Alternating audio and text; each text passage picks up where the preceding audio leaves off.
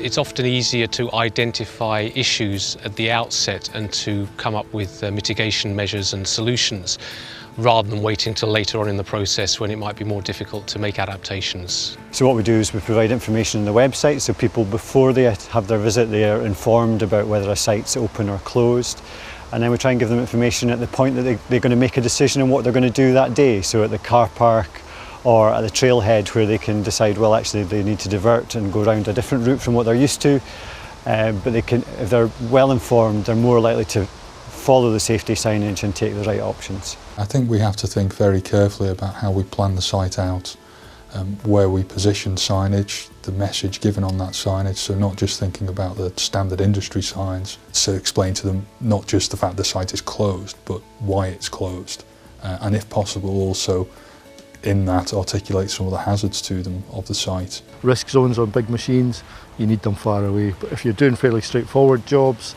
hand work, hand digging, hand cutting, etc., you could allow them in that bit closer. We will take that restrictions and simply adapt it to the point where we're only covering a small area that we're excluding people from.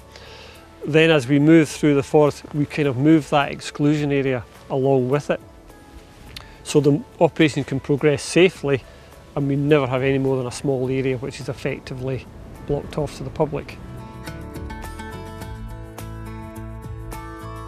I'm ready to be responsible. I realise I kind of share the space with other users, and I realise it's a place where people come to work, so I'm ready to change my plans. For a lot of walkers, when we see a sign, there's sort of been a culture of, is that sign really current? Does it really mean something? And so there have been times when I've looked at a sign and thought, I don't know if I believe that, it's been there for so long. Sometimes signage can be put in bad places. If signage is put on a downhill stretch when I'm enjoying myself and I've got a big smile on my face and I'm grinning ear to ear as I'm going down a trail, I might miss that, and then sometimes I'll come upon or I'll see work happening ahead and I have to slow down and adjust, and maybe look and take stock of where I am and how I should be acting.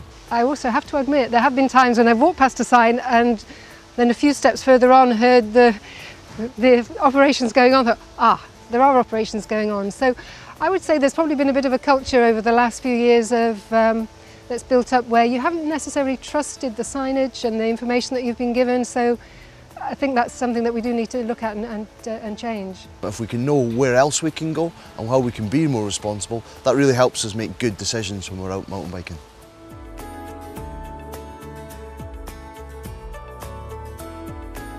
Rather than close an area of forest for 3 months, we can make sure that when we finish at night we can secure the site and open it up again to give them access at night.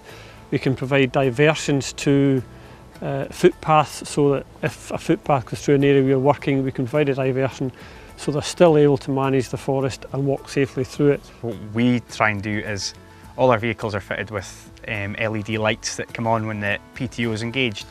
So when the loader's working, there's warning lights in the front and back of the vehicle to warn the public of the danger.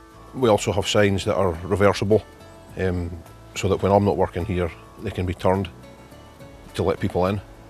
And when I'm working here, they're turned the other way to keep people out. If you make it easy for people to follow the diversion, often they'll follow it. If they just get there all of a sudden and they have to then go back, they're just going to keep going.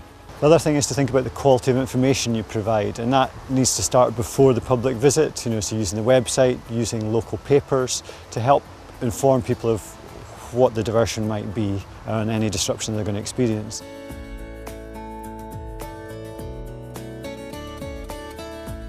When you're out on the trail, putting the signage in the right places.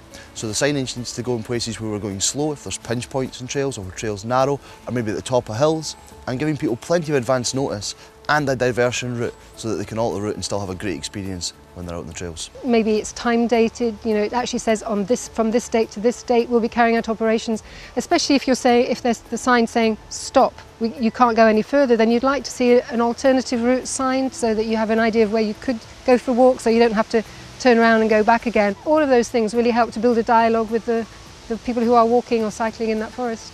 Well, just the main thing is putting up appropriate signs and just letting us all aware if there is that work is going on, that we're aware so we can reroute and just that kind of thing. So, and if there's any surfaces or anything we're not allowed to go on, always just notify us, otherwise how are you really meant to know? I think it's really good that the Forestry Commission is looking at the whole practices across the industry of how you interact with access and manage the operation so that they take account of access, that it's a flexible, a sort of a dynamic system, that it changes on a daily or a weekly basis. And it's more hard work for the forest operations, I know that, but I think in the long run it brings a much safer environment, and that's good for everyone.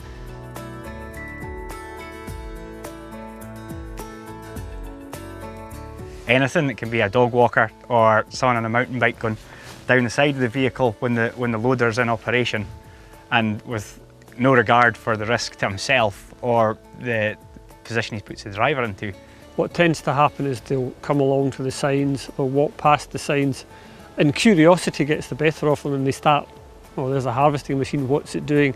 They don't understand the issues, and they walk up to the machine. Operator turns round, sees him standing there.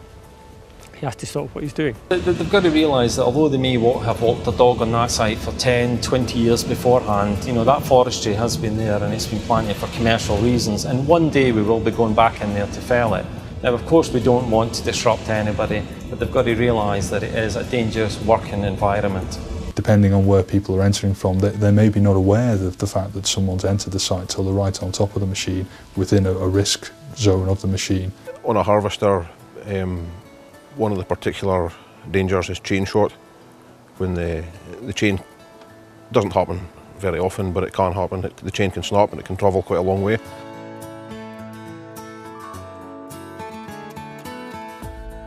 Thinking about the environment you're going to be moving through, and thinking, is there any information you can gather in advance? So looking at websites, checking out landowners' websites, is there any information that they can be posting on there which can help you make good decisions when you're out on the trail? There's sometimes, certainly for well-known routes, quite often we publicise at the Ramblers, we publicise on Facebook or on our website if there's some ongoing operations that affect, say, the West Highland Way or some well-known route like that. So keep an eye out for those kind of articles and items on websites and before you go out. Then it's about looking at the environments you move through.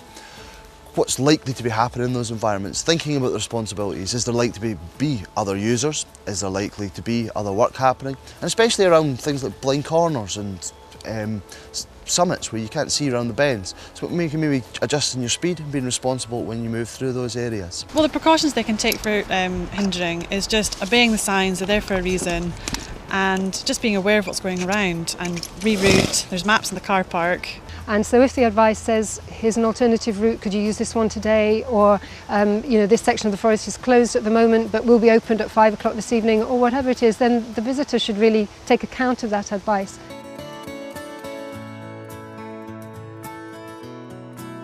If they do come across signs in the forest, then just obey them. You know, they're not there because they think they look nice, they're there so that we can advise them of the dangers that they're going to face. They can ensure that if they've got children with them, that they're kept under close control. If they're accompanied by a dog, for example, the dog is either kept on a lead where there are operations close by. I think generally the public could be aware of the operations, the hazards that are on site, pay attention to the warning signs before they actually come onto the operation site, and maybe take an alternative route, whether it's another cycle path or another road with their horse or car, just to try and avoid any danger at all.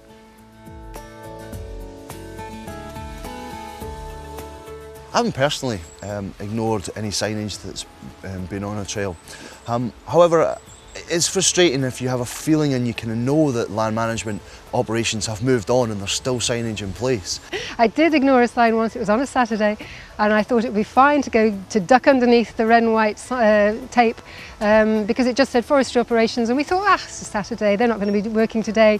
So we ducked underneath, carried on walking, and we'd actually only been going about another 100 yards when we could hear the operations going on. So we stopped right there, turned around, thought, okay, we were wrong. No, I've never ignored signs or advice within the forest, just due because it's always there for your own safety anyway.